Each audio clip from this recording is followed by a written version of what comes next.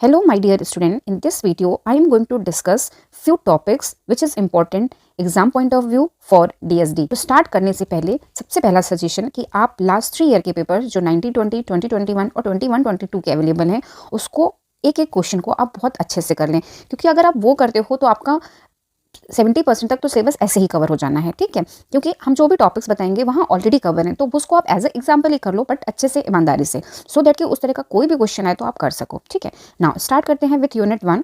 First topic है base finding. ठीक है, base finding can be a 2 mark question और 10 मार्क क्वेश्चन। अगर 10 मार्क्स में आता है तो 2-3 क्वेश्चन होंगे। ठीक है, अब ये प्रीवियस ईयर के पेपर में ऑलरेडी है तो आप उसको ही समझ लोगे तो आपका this topic will be cover. ठीक है, बेस फाइंडिंग करनी है मीन्स कि आपका नंबर सिस्टम दे रखा होगा और आपको बेस बतानी होगी कि किस बेस में है। ठीक, अब दिस इज इंपॉर्टेंट कि आपका एक्सॉर, बेसिकली एक्सॉर आता है बट आपने दोनों ही कर लेना है, एक्सॉर एंड एक्सनॉर, यूजिंग सिर्फ और सिर्फ नैंड गेट और सिर्फ नॉर गेट। आइदर नैंड आ सकता है और नॉर आ सकता है।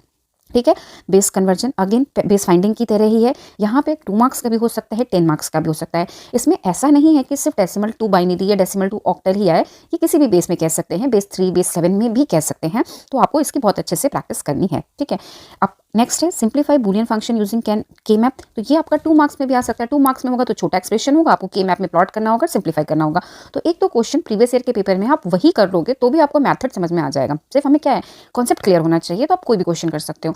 नाउ अब आती है के मैप की बात, 4, 5 एंड 6 वेरिएबल। तो अगर हम 1920 का पेपर देखें तो उसमें 6 वेरिएबल आया था, बट लास्ट 2 ईयर्स में 6 वेरिएबल नहीं आया था, 4 एंड 5 आया था। तो मे भी इस बार चांसेस ज़्यादा 6 वेरिएबल्स के हों, तो आपने बहुत अच्छे से करना है 4, 5, 6 वेरिएबल का at least 1 question without don't care, 1 question with don't care, so that कि आपका कॉन्सेप्ट क्लियर हो, क्योंकि यहाँ पर फिक्स क्वेश्चन तो होते नहीं है, कुछ भी हो सकता है। ठीक, नाउ सेम वे टैबुलर भी आपका 4 या 5 वेरिएबल का आएगा। ठीक है, नाउ स्टैंडर्ड फॉर्म, तो ये आपका लास्ट ईयर भी आया था, ये जनरली आता है। तो स्टैंडर्ड फॉर्म के फॉर्म में लिखा होगा और कैनोनिकल फॉर्म लिखा होगा। तो these are the important topics. Best suggestion है एटलीस्ट 2 क्वेश्चंस इसमें आपने करने हैं, सो दैट कि आपका कॉन्सेप्ट क्लियर हो फॉर यूनिट 1।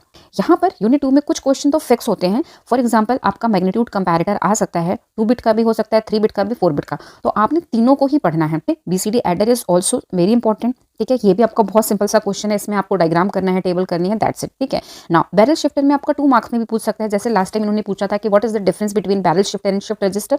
और आपका ये भी आ सकता है कि explain barrel shifter with diagram, तो आप वो भी कर सकते हो। सेम वे यहाँ पे 2 मार्क्स में पूछ सकता है कि व्हाट इज ALU, और 5 मार्क्स में पूछ सकता है कि एक्सप्लेन ALU। अगर 2 मार्क्स में पूछता है तो आपको सिर्फ फंक्शन बताना है, अगर 5 मार्क्स में पूछता है तो विद डायग्राम बनाना है कि वो कौन कौन से फंक्शंस करता है। ठीक है, नाउ सीरियल एडर भी आपका आ सकता है। ठीक है, कैरी लुक अहेड एडर, ये बहुत दिनों से नहीं आया है but this is important topic.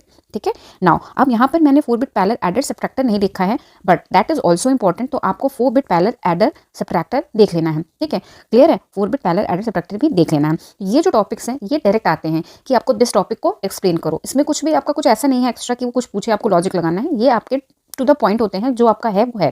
ठीक है, नाउ इसी में आपके आ जाते हैं हाफ एडर, फुल एडर। अब ये डायरेक्ट भी पूछ सकता है, जैसे लास्ट टाइम 10 मार्क्स में फुल एडर ही पूछ लिया था डायरेक्ट, बहुत ही सिंपल था, बट हर बार तो ऐसे नहीं हो सकता, तो वो आपका नैंड गेट से भी पूछ सकते हैं।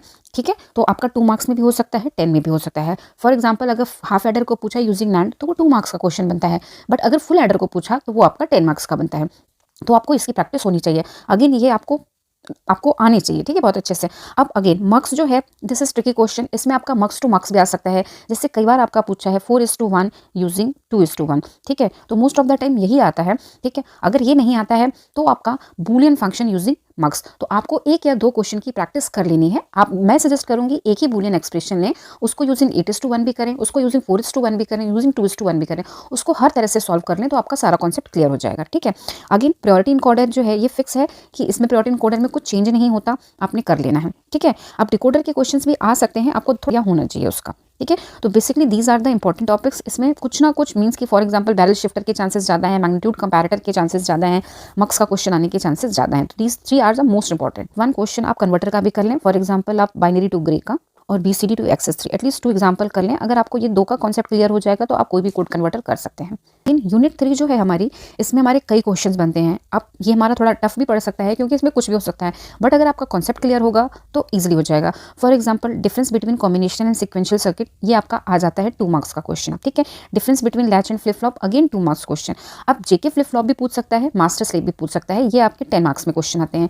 जब आपका जेके फ्लिप फ्लॉप पूछेगा तो आपका जरूरी नहीं कि जेके फ्लिप फ्लॉप, आपके सारे फ्लिप फ्लॉप्स में भी भी कोई आ सकता है, बट जेके के चांसेस थोड़े ज़्यादा होते हैं। तो उस केस में आपको उसकी स्टेट टेबल भी आनी चाहिए, एक्साइटेशन टेबल भी आनी चाहिए, कैरेक्टरिस्टिक इक्वेशन भी आनी चाहिए, स्टेट डायग्राम भी आना चाहिए। ठीक है, again race around condition is a 2 marks question. ठीक है, नाउ अब यहाँ पे है आपका 1 क्वेश्चन ऑफ एनालिसिस और डिजाइनिंग। हर बार एक क्वेश्चन जरूर आता है 10 मार्क्स का, तो आप नया क्वेश्चन ना करो, आप पिछले जो पेपर्स के क्वेश्चन है वही कर लो। अगर आप वही प्रैक्टिस कर लोगे तो आप कोई भी क्वेश्चन सॉल्व कर सकते हो। डिफरेंस बिटवीन मिले मुरे, ये छोटा सा ब्लॉक डायग्राम है, आप लास्ट में जाते जाते देख जाना। ठीक है, अगेन एएसएम और एफएसएम पे शॉर्ट नोट भी आ सकती है और डिफरेंस भी आ सकता है कि what is the difference between these. हाँ, एक क्वेश्चन जरूर आता है आपका flip flop to flip flop conversion, तो दिस इज मोस्ट इंपॉर्टेंट। अब मोड काउंटर बहुत इंपॉर्टेंट है, बट लास्ट टाइम उतने नहीं आए थे, बट समटाइम्स क्या होता है ये अपने ही क्वेश्चन में भी और अलग से भी आते हैं, तो आपको काउंटर डिजाइनिंग बहुत अच्छे से आनी चाहिए। एटलीस्ट 1 या 2 question of mode and counter के कर लें। इस पर आपका ring counter and Johnson counter, this is also important. ठीक है, मोस्ट इंपॉर्टेंट इसमें क्या हो गया, एक तो फ्लिप फ्लॉप का कन्वर्जन, दूसरा हो गए काउंटर्स, तीसरा हो गया इनके डिफरेंसेस। ठीक है, these are the most important. Registers को भी एक बार एटलीस्ट देख लें कि शिफ्ट रजिस्टर्स होते क्या है, क्योंकि समटाइम्स डायरेक्ट क्वेश्चन आ जाता है पैरेलल इन पैरेलल आउट या बाय डायरेक्शनल शिफ्ट रजिस्टर का, तो एटलीस्ट 1 टाइम उसको जरूर आपने रीड करना है। ऐसा नहीं करना है कि उसको छोड़ के जाना है, क्योंकि आ सकता है। ठीक है, क्योंकि यहाँ पर क्या है, आपको डायग्राम्स याद करने हैं, उनका एक्सप्लेनेशन करना है मोस्ट ऑफ द टाइम। जैसे कैरेक्टरिस्टिक ऑफ लॉजिक फैमिलीज, इसमें fan in, fan out, noise margin, these are the important topics. तो जो आपसे चीज डायरेक्ट पूछ लिए जाते हैं कि explain what is fan in, what is fan out या नॉइज मार्जिन। ठीक है, कंपैरिजन मैंने यहाँ पे इसलिए लिखा क्योंकि समटाइम्स पूछ लिया जाता है कि which one is faster, which one is slower, तो आप अगर ये कंपैरिजन पढ़ लोगे तो आप सारा याद रहेगा आपको। या पूछ लेता है कि TTL work as, ECL work as, तो आप अगर कंपैरिजन पढ़ लोगे तो आपको सब कुछ क्लियर रहेगा। ठीक है, नाउ मोस्ट इंपॉर्टेंट जो है इसमें टीटीएल का नैंड और नॉर हो सकता है, मोस्ट ऑफ द टाइम नैंड ही पूछा जाता है। अब इसमें हमारे जो होते हैं 3 तरीके के हैं, एक तो ओपन कलेक्टर है, टोटम पोल है, ट्राई स्टेट है। तो ट्राई स्टेट भी पूछ सकते हैं, और अगर कुछ भी नहीं मेंशन है तो आप गो विथ टोटम पोल जो जनरली पूछा जाता है। ठीक है, तो आपको ये बेसिकली तीनों ही आने चाहिए, बहुत थोड़ा थोड़ा सा ही डिफरेंस है। अगर एक का कॉन्सेप्ट समझ में आ गया तो रिमेनिंग 2 का कॉन्सेप्ट आपको समझ में आ जाएगा। Now next important is ECL, emitter coupled logic. ठीक है, this is also important. CMOS is also important. Sometimes क्या होता है, तीनों पूछ लेता है, इसका इन्वर्टर भी पूछ लेता है, नॉर भी पूछ लेता है, नैंड भी, या कभी कभी चॉइस होती है नॉर और नैंड की। ठीक, अगेन आप अगर नॉर याद करोगे तो नैंड आपको ऑटोमेटिकली समझ में आ जाएगा, बिकॉज जस्ट अपोजिट होता है। ठीक है, तो ये आपने मोस्ट इंपॉर्टेंट आता है पीएलडीज, और this is simplest part I think सबसे सिंपल ये होता है। इसमें आपने क्या करना है, आपको पीएलडीज मींस की पीएलए, पीएल, पीरॉम की डेफिनेशन पता होनी चाहिए। अगर आपको तीनों की डेफिनेशन पता है विथ ब्लॉक डायग्राम, तो कई बार क्वेश्चन आता है कि what is the difference between this, तो आप आराम से वहाँ पर उनकी डेफिनेशन लिख सकते हो, तो आपको डिफरेंस मिल जाएगा। ठीक, नाउ अब एक ही आप टॉपिक लो, इधर आप फुल एडर ले लो या कोई भी बूलियन एक्सप्रेशन ले लो, उसको ही पीएल से कर लो, पीएलए से कर लो, पीरॉम से कर लो। अगर आपको कॉन्सेप्ट समझ में आ गया तो वहाँ पर इससे रिलेटेड जो भी क्वेश्चन होगा आप आराम से कर लोगे। तो मैं ये नहीं कहूँगी कि आप सारे क्वेश्चन की प्रैक्टिस करो, बट 1 और 2 की करो कि basically what is the difference between these 3। तो एक ही एक्सप्रेशन को तीनों से करके देखो तो आपको डिफरेंस पता चल जाएगा। ठीक है, तो दिस इज अबाउट यूनिट 4। इसमें भी डायरेक्ट क्वेश्चन आते हैं। इनमें आपको मैंने यहाँ पे जितने भी लिखे हैं, जैसे flash type ADC, SAR, dual और सिंगल स्लोप एडीसी, तो इन सब के आपको वर्किंग विथ डायग्राम बहुत अच्छे से आना चाहिए, बिकॉज डायरेक्ट क्वेश्चन आता है कि draw and explain flash type ADC और सार एडीसी या कुछ भी इस तरह से डायरेक्ट आता है। तो इनकी आपको बहुत अच्छे से डायग्राम आनी चाहिए, वर्किंग आनी चाहिए। ठीक है, फिर आपके डैक में आपका R2R या R2R लैडर वाला या वेटेड रजिस्टर आता है। तो बेसिकली इन 5 को ही आप कर लो, एटलीस्ट आपको डायग्राम बहुत अच्छे से याद हो और उनकी वर्किंग समझनी है, रटनी नहीं है। ठीक, अब रटने की चीज़ क्या है कि आपको इनकी एडवांटेज और डिसएडवांटेज आनी चाहिए। ठीक है, यहाँ से आपको ये 5 आप कर लोगे तो आपकी यूनिट 5 कवर हो जाएगी। All the best. Still you have any doubt, please write down in comment section. Thank you.